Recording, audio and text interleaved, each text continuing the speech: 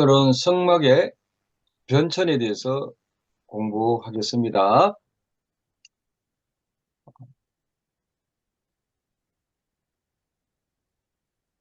에덴 동산이 처음에 성막이 원형이 되었다. 최초의 성소다. 거기서 하나님의 임재가 있던 장소였다. 그리고 아담은 하나님의 제사장급이었다. 그러나 그 죄를 통해서 쫓겨나 버렸습니다. 그래서 안 되겠다. 하나님은 임재 회복을 위해서 성막을 준비하셨습니다. 임재 회복이 아니라 잃어버린 임재의 회복을 위해서 시작이 되었습니다.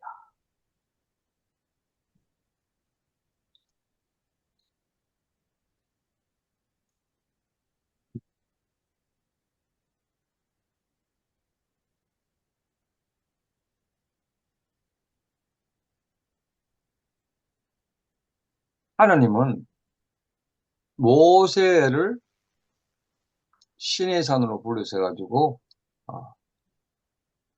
출애굽기 25장 보면은 시내산에서 직접 설계도를 주셨습니다.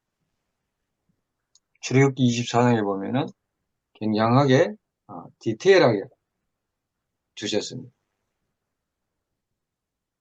그리고 그걸 만들고 난 다음에 40년 동안 이동하며 사용되었습니다. 이동식 성막. 그러고 난 다음에 그 성막을 통해서 임재의 장소가 되었습니다. 거기서 하나님을 만났습니다. 하나님은 백성 가운데 장막을 치고 함께 거했습니다. 하나님은 무리 공동체 가운데 성막을 만들고 하나님께서 우리로부터 임재를 했습니다. 굉장히 중요한 의미입니다. 백성 가운데 있었습니다. 성령님은 우리 가운데 임재를 하셨습니다. 이 성막을 공부하면 이 전체가 예수님의 모형이라는 것을 여러분은 이제 점점점 알게 될 것입니다. 이 성막을 모르면은 출애굽부터 계시록까지 정확한 무슨 의미인지 성경 전체를 해석을 할 수가 잘 없습니다. 이게 무슨 말인지 성막을 알아야 예수님이 진짜 하나님의 임재하는 예수님을 하나님의 아들이구나. 성막을 통해서 하나님이 임재한 것 같이 오직 예수님을 통해서만 하나님께서 길을 보여주시는구나 하는 것을 알게 될 것입니다. 그래서 예표적 됩니다. 요한복음 1장 14절에 보면 예수 그리스도께서 육신을 입고 우리 가운데 거하신 말씀이 육신이 되야. 이게 표현입니다.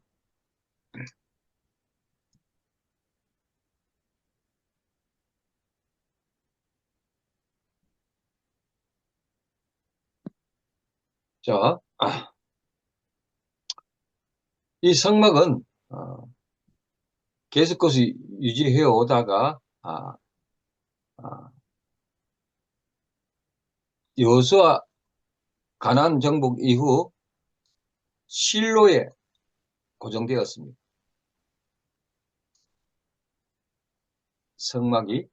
근데 사사시대까지는 실로라는 곳이 예배 중심지로 가능했습니다. 근데 사무엘 시대에 영적 타락으로 하나님의 임재가 떠났습니다.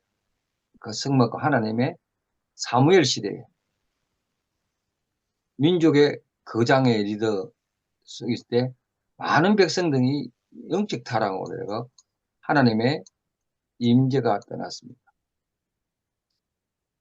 그래서 그 사무엘에서 기름 부음을 받은 다윗 시대 때 블레셋과 전쟁으로 해서 언약에 빼앗긴 일들이 일어났습니다. 근데 그 언약궤는 기럇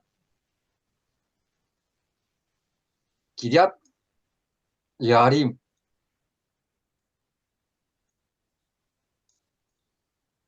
이거 외워야 됩니다. 기럇 여아림에서 20년간 머물렀어요. 언약궤가. 그리고 난 다음에 다윗은 언약궤를 예루살렘으로 옮겼습니다. 이건 굉장히 중요한 의미입니다. 다윗이 군사적으로 통일했습니다. 근데 이 시대의 다윗은 군사적 통일보다 더 통일한 것은 신앙, 종교적 통일이었습니다. 재정일치 사회니까. 근데 그때 다윗이 모든 것을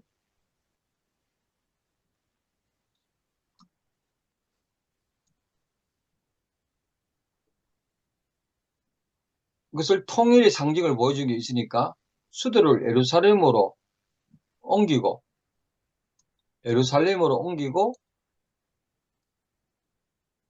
이 수도가 정치적 입장이지만 종교적 상징을 줘야 되니까 이 언약궤를 올리면서 실로에서 예루살렘 옮기면서 통일 상징성을 보여줍니다. 그런 중요한 위치를 갖고 있습니다. 이 성막에 굉장히 중요한 위치를 생각을 갖고 있습니다. 그만큼 중요한 상황이었다. 이 성막이라는 제도가. 그러고 난 다음에 다윗이 이동식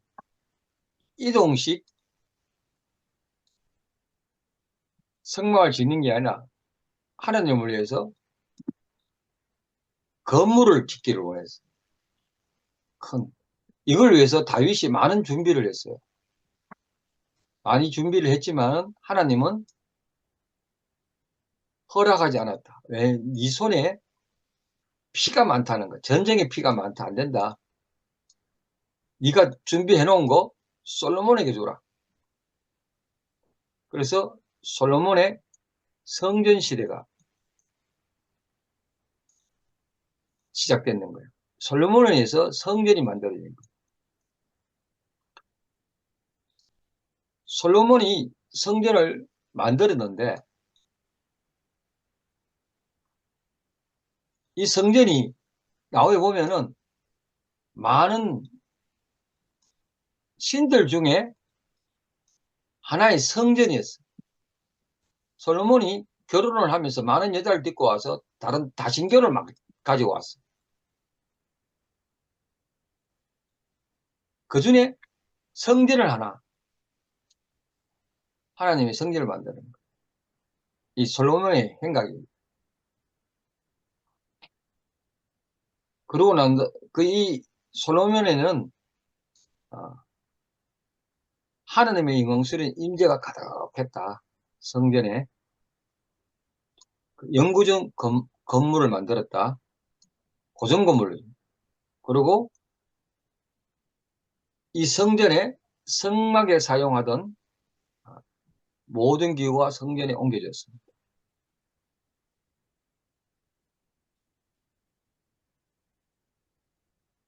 성막에서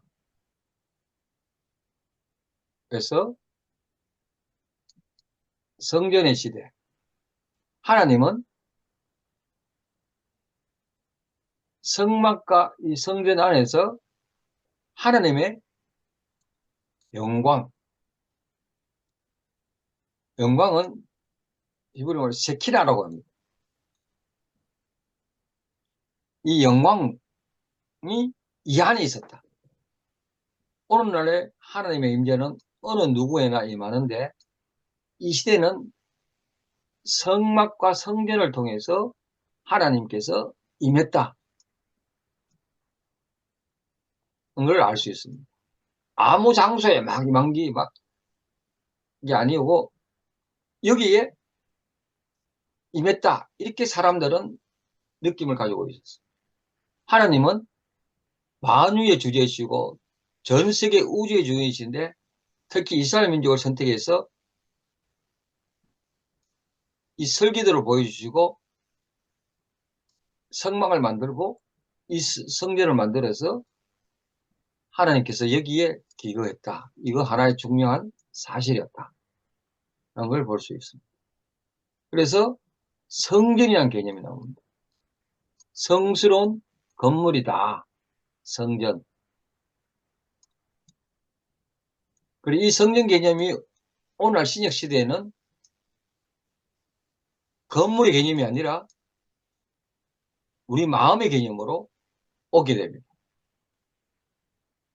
하나님이 많은 곳, 장소니까.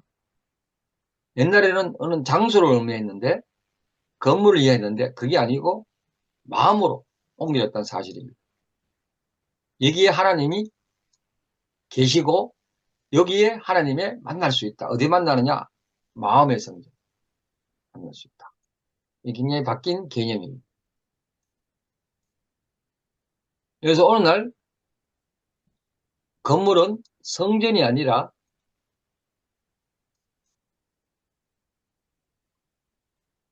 예배당입니다. 예배당.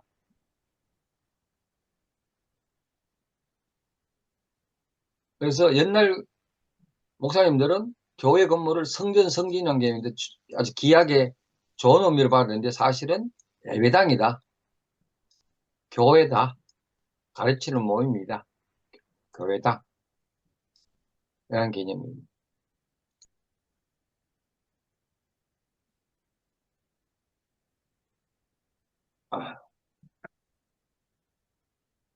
자, 이 성전이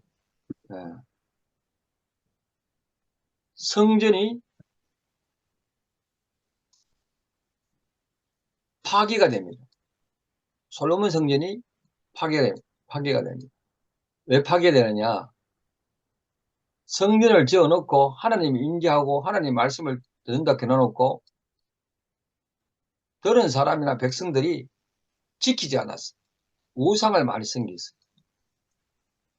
심지어 솔로몬이 자기가 지어놓고 여러 건물 중에 하나라고 내가 이야기했잖아요. 왜? 아내가 많아가지고 아내가 자기가 믿던 신을 데리고 온 거예요. 그때부터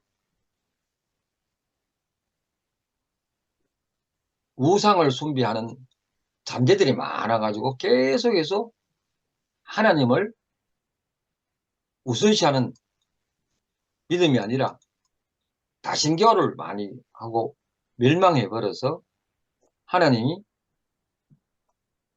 바벨론을 위해서 파괴를 시킵니다.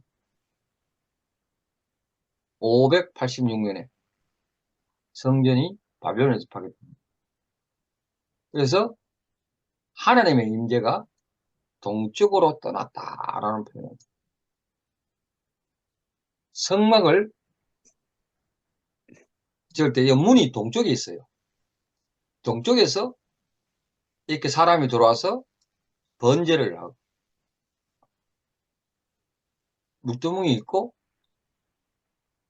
성소와 지정소를 나누는 이거는 서쪽입니다. 동쪽으로 사람이 오는데 이 뭐 임재가 동쪽으로 떠나버려. 굉장히 큰 의미를 갖고 동쪽에 이란 말은 제약의 그거구나.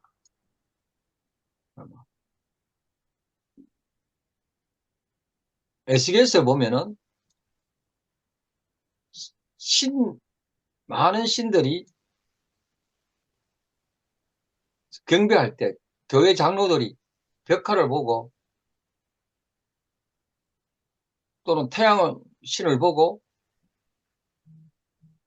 동쪽으로 향해서 절했다는 말이 나옵니다. 그 서쪽에 있는 성소와 지성소를 깔받는 거야. 하나님 경배하겠다.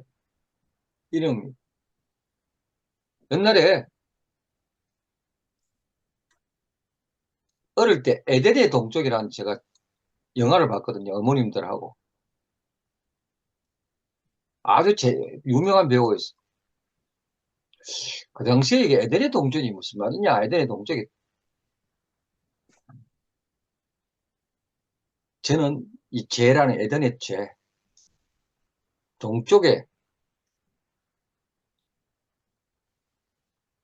성경에 지명과 숫자의 개념은 나오면은 쉽게 생각하면 안 됩니다. 무슨 의미가 있습니다. 이게 전문하는 학문도 있어요. 그런 게. 그리고 난 다음에 이 파기가 바빌론에서 파기가 됐는데 538년에 530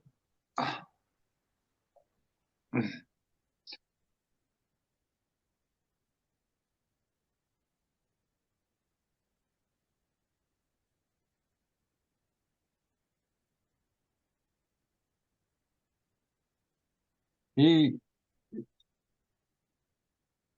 요거는 잘못된 것 같아. 포르기안 숫자가 잘못되는 것 같아. 포르기안이 스룹바벨에 의해서 1차 집단이 음, 포르기안이 되었습니다. 스룹바벨이 그 당시에 민족의 지도자였습니다. 스룹바벨 포르기안이 됐습니다. 이때 스룹바벨이 학계와 스가랴의 지도자로 성전이 재건이 되었습니다. 그러나 이 당시에 솔로몬 성전보다 스룹바벨 성전이 조그맣게 재건이 되어가지고 그 영광에 미치지 못했습니다.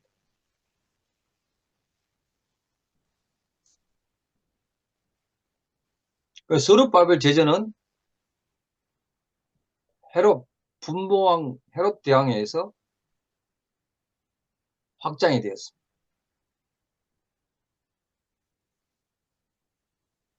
헤롯 대왕 BC 20년에 헤롯 대왕. 근데 이것이 로마 AD 70년 로마 장군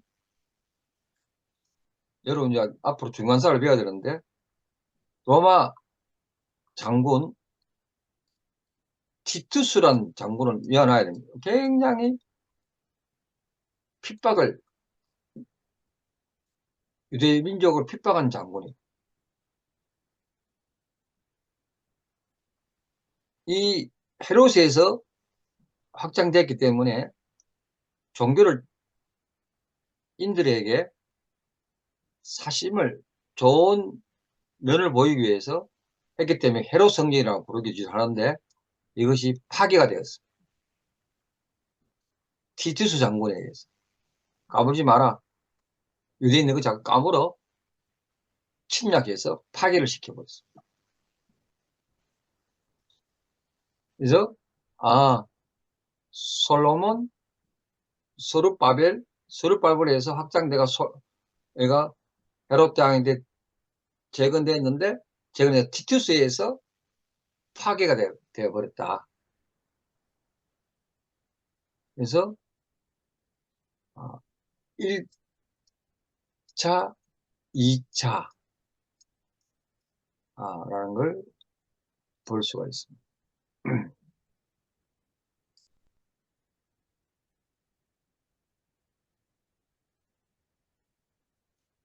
자, 그래서 성경은 예수님을 성막이다. 자, 문이 있습니다. 성막은 문이 있고 번제단이 있고 물두멍이 있고 성소가 있고 지정소가 있는데 문은 오로지 하나밖에 없습니다. 그리고 울타리가 이래 있습니다. 양을 데리고 와서 번제단에 짐승을 잡고 태우고 씻습니다. 문은 오늘 하나밖에 없습니다. 그래서 울타리를 낮아 보이지만 넘어오면 안 됩니다. 이 안에서도 밖으로 못 나갑니다.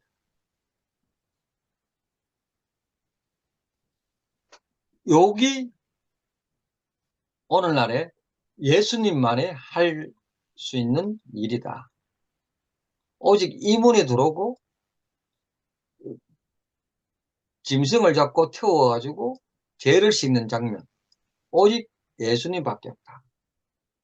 여기 들어와서 오른쪽에는 떡상, 왼쪽에는 등잔대, 여기는 향로. 이 전체 말씀과 성령님과 기도, 이 모든 게 이 과정이에요. 그리고 여기 안에 보면 하나님 만난 지성소, 언약 100개. 이 예수님을 통해서만 이렇게 여기까지 하나님을 만날 수 있는 게. 예수님을 통하지 않고 넘어오는 거, 도둑놈이라고 해요. 성경에는 도둑이다. 침범한. 예수 안에 있으면은, 이 성막 안에 있으면은 보호막이 된다. 쉘터가 된다.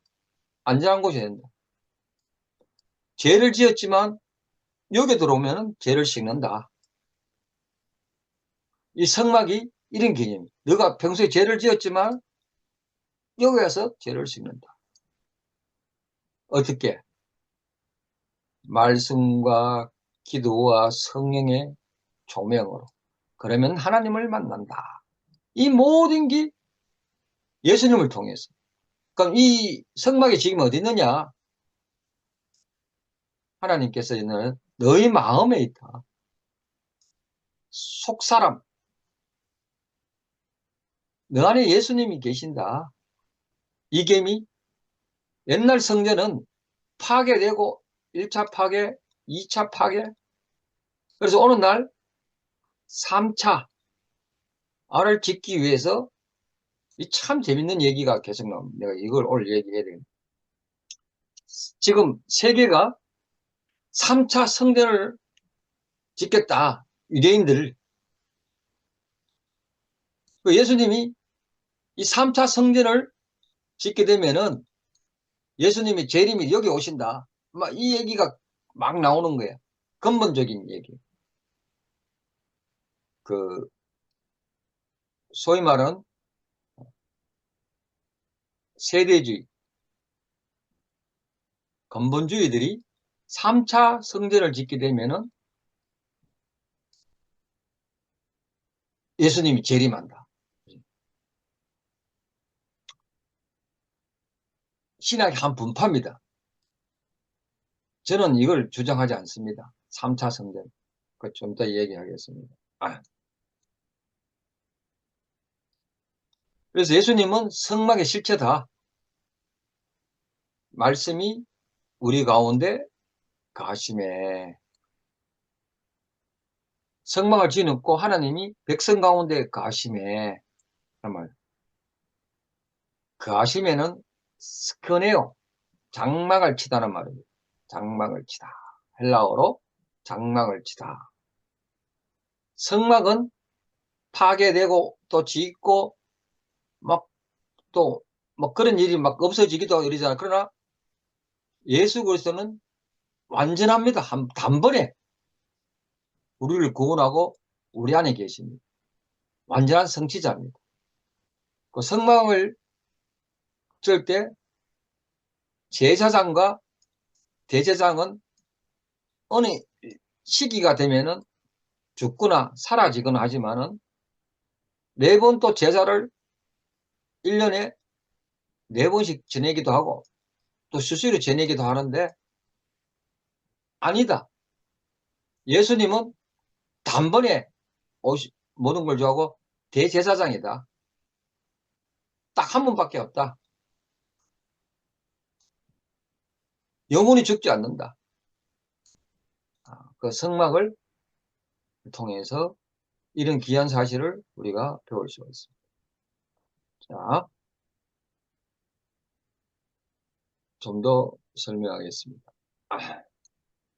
교회와 하늘의 참 성막의 차이가 뭐냐?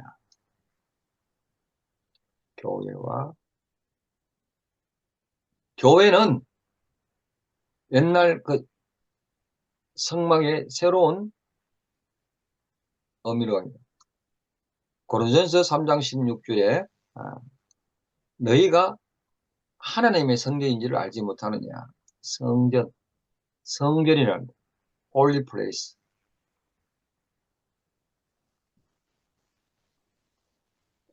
그 성령의 거처가 됩니다.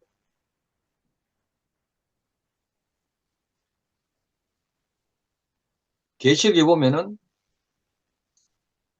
보라 하나님의 장막이 사람들과 함께 가시네. 우리가 완전한 나라를 볼 때 참 성막이 보여지게 됩니다. 그리고 회복된 공동체가 보여질 것이다. 이런 걸 말씀해 주고 있습니다.